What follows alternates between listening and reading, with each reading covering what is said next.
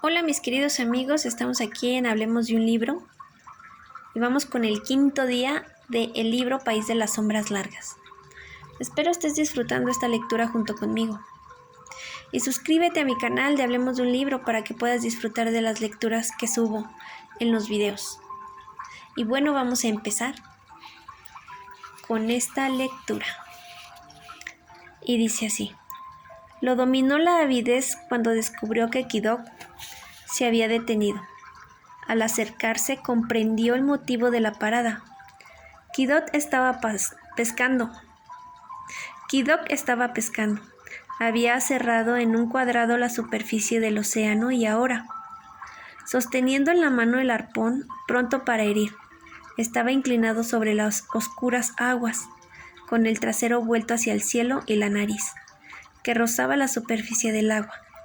Metida en el agujero, volvió la cabeza por un instante cuando sus perros dieron la alarma, pero no se movió hasta que el trineo de Ernenek estuvo casi a punto de embestirlo. Entonces se puso prestamente de pie, saltó a su trineo, que Ymina tenía ya preparado, y partió velozmente como una hoja llevada por el viento. Ernenek pasó junto al hoyo de pesca, lanzando gritos para incitar a los perros y haciendo restallar el látigo. Pero de pronto detuvo su marcha. Pescado, cerca del hoyo se veía una enorme cabeza de trucha, de carne roja como la sangre. ¿Y ahora qué pasa?, preguntó Asiak. Ernenek bajó del trineo, e indeciso, se balanceó apoyándose ya en pie, ya en el otro. Aquí hay peces magníficos. Sí, Kidok es un magnífico pescador. Si Kidok pescó alguien puede pescar otros muchos más grandes. ¿Te parece?, preguntó Asiak con aire de duda. Pronto tendrás la prueba. Kidok no hará mucho camino, pero tú tienes que quedarte quieta y cuidar también que los perros no se muevan sobre el hielo, porque de otra manera los peces huirán. Extendió una piel de caribú sobre el borde del foso hecho por Kidok y se arrodilló, en la misma posición en la que aquel estaba. Con la mano derecha sostenía el arpón, mientras que con la izquierda manejaba el cebo, constituido por un pececillo, de hueso sujeto a un sedal de nervio, de manera que cuando Ernenek agitaba el sedal del pececillo, de reclamo movía las aletas. Pasaba el tiempo, pero el pescador estaba demasiado absorto en su ocupación para advertirlo. En el fondo oscuro pero bien transparente veía relucir peces muy grandes. Cuando por fin afloró uno a la superficie, Ernenek bajó suavemente el arpón hacia el agua. Luego descargó repentinamente el golpe y retiró el arpón, tembloroso por la carga de un salmón negro que arrojó al hielo. El salmón vaciló, dio un salto mortal y volvió a caer, helado al suelo. Dio un salto mortal y volvió a caer helado al suelo. Riendo, Ernenek lo sopesó y lo tendió a Asiak. Pero ésta se encogió de hombros. No es tan grande, no atraparás nunca peces tan grandes como los que pesca Kidok, y te aconsejo que no pierdas más tiempo si quieres alcanzarlo. Ernenek echó una mirada al mar helado. No están muy lejos y los alcanzaremos con mayor facilidad cuando los perros hayan descansado. Y así diciendo volvió a meter la nariz en el agujero. Asiak sonrió con sus redondas mejillas que estallaban de grasa, y con la punta del cuchillo de nieve apartó las espinas del salmón y se lo comió. Pasaron muchas horas, pasaron muchos peces, pero Ernenek no logró pescar ninguno.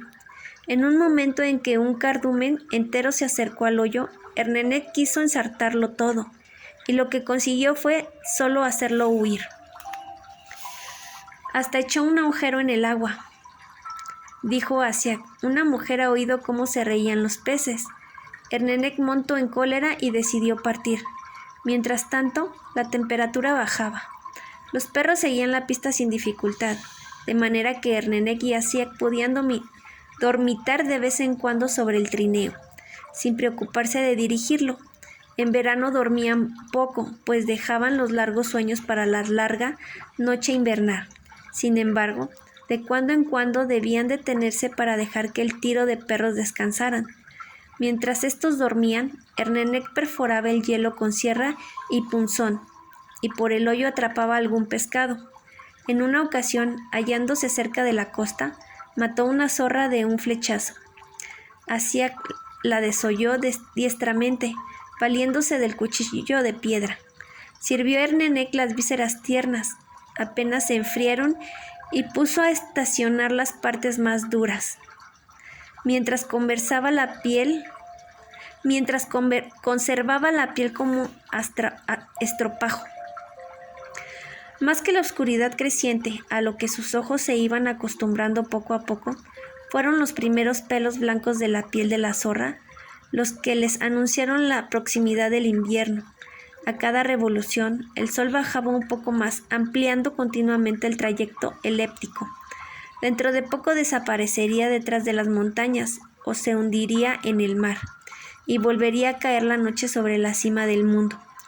Así pasaron varios días, tal vez 7 u 8, hasta que estalló una tormenta, y Ernenek comenzó a hablar consigo mismo, presa de gran excitación. La oscuridad reducía el hielo.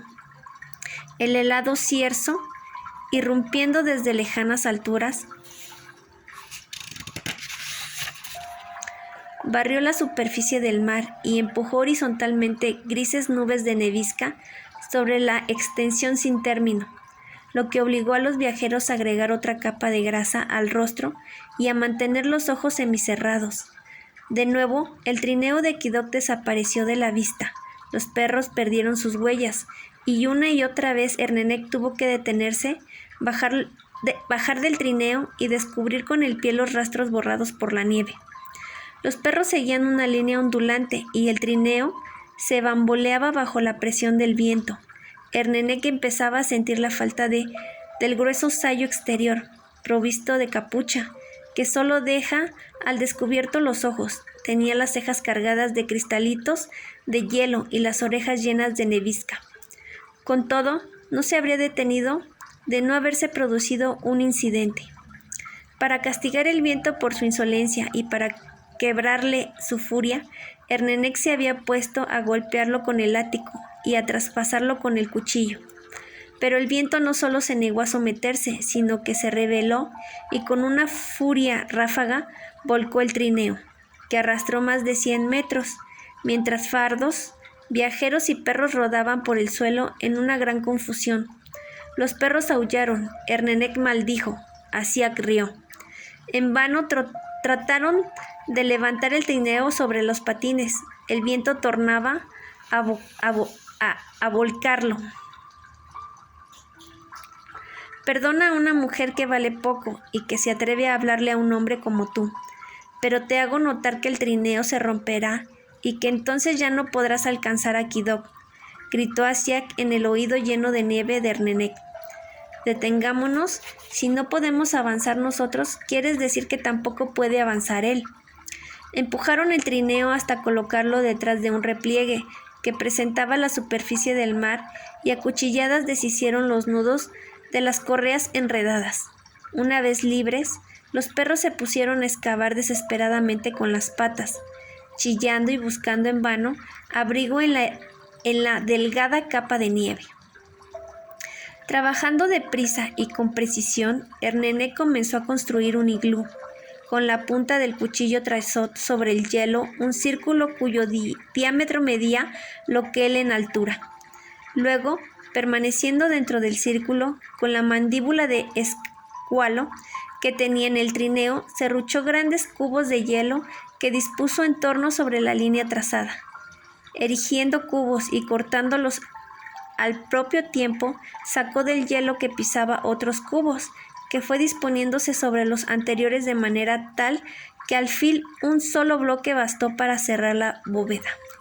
Mientras tanto, afuera, hacía castigada por el viento, reducía la nevisca a menudo polvillo con la pala de cuero helado y lo arrojaba contra las paredes del iglú naciente para cerrar las rendijillas que quedaban entre unos y otro cubo. El iglú terminado se levantaba apenas 1 metro sobre la superficie del océano, esférico y compacto, para que no se ofreciera a la furia de la tempestad. El resto del espacio se había ganado a expensas del suelo. En el centro del techo Ernenek hizo un agujero pequeño para dar salida al humo. Luego construyó el banco de nieve y después el túnel sinuoso que permitía entrar al aire, pero no al viento.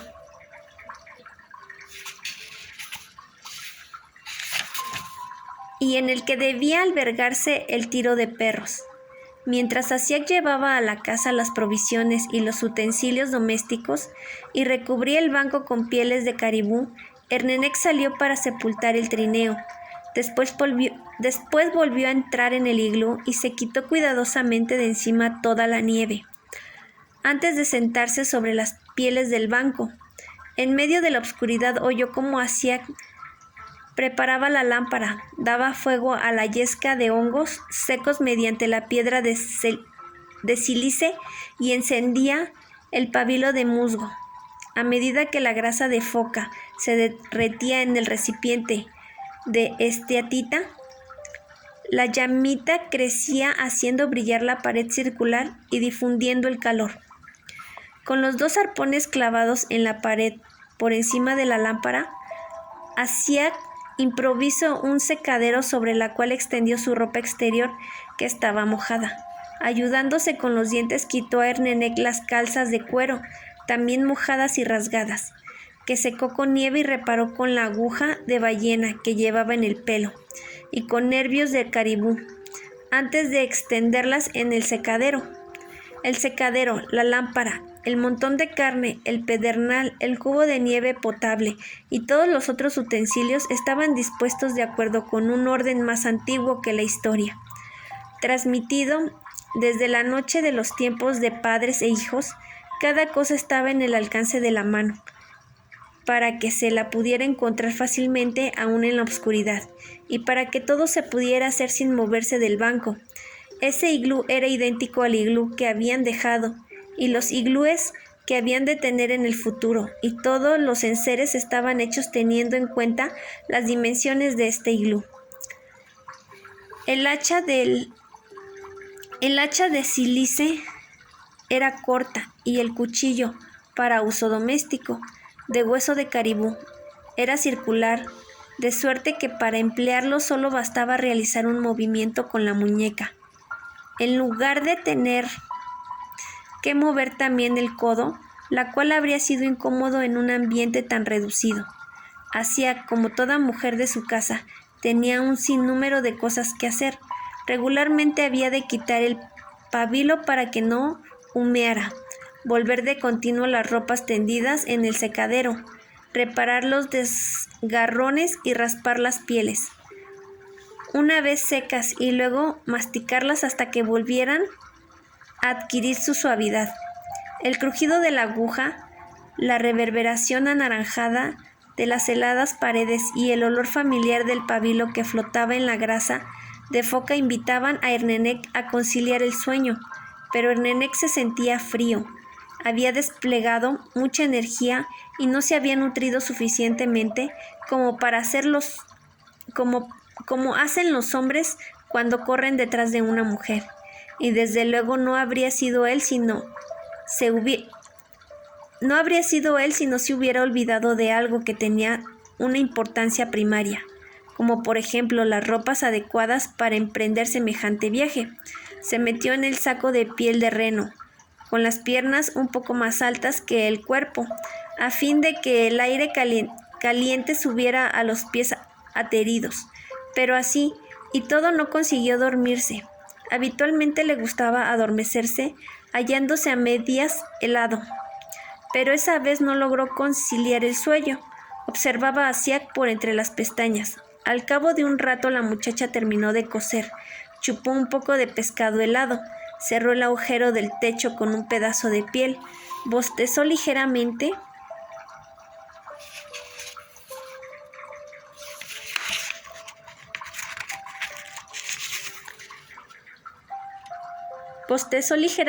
luego sin pedir permiso se introdujo en el saco de Ernenek. Este fingió dormir. Bien pronto el pabilo, abandonado a sí mismo, comenzó a humear.